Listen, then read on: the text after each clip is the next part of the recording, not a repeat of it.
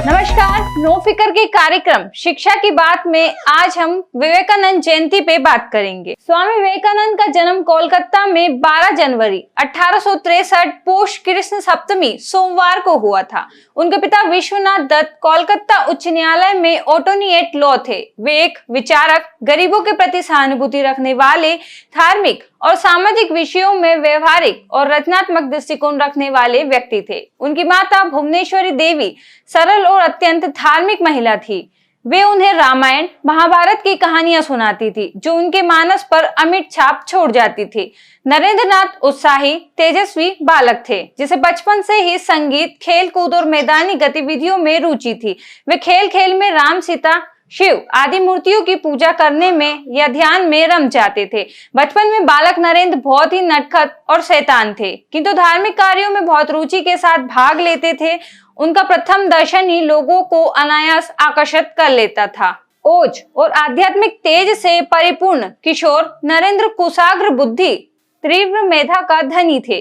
वह आध्यात्मिक दर्शन तथा संगीत कला में बड़े प्रवीण थे और लोगों को सहज ही अपनी प्रतिभा से प्रभावित कर लेते थे। वर्ष 1879 में किशोर नरेंद्र ने कोलकाता के प्रेसिडेंसी कॉलेज में प्रवेश लिया था और बाद में स्काउटिश चर्च कॉलेज से FA की परीक्षा पास की।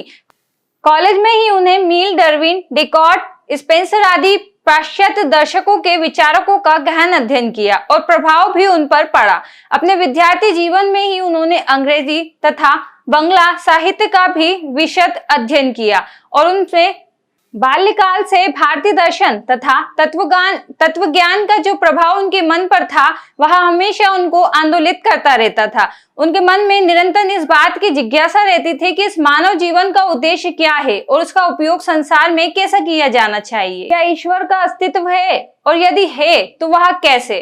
क्या उसका साक्षात्कार किया जा सकता है? समाज में व्याप्त गरीबी, जाति प्रथा, असमानता, छुआछूत तथा अनेकों प्रकार के सामाजिक कुरीतियों के चलते उनका मन विचलित रहता था। अपनी आध्यात्मिक पिपासा को शांत करने के लिए वे तत्कालिक समाज सुधारक तथा समाज के अग्रणी महर्षि देवानंद ठाकुर तथा केशव चंद्र सेन के पास जाते रहते थे, किंतु कहीं भी उन्हें अपनी जिज्ञासा का पूर्ण रूप से समाधान नहीं मिल रहा था।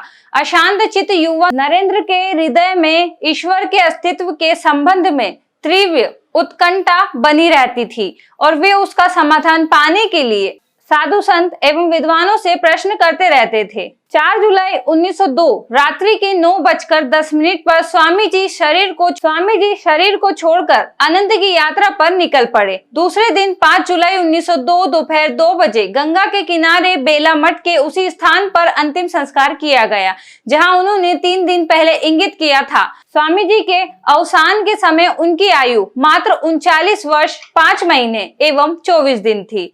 उनका प्रत्येक शब्द एक स्फूर्ति प्रदान करता है। उन्होंने ही भारतीयों को यह एहसास कराया कि प्रत्येक भारतवासियों को अपने उज्जवल तथा महान अस्तित्व पर गौरव होना चाहिए।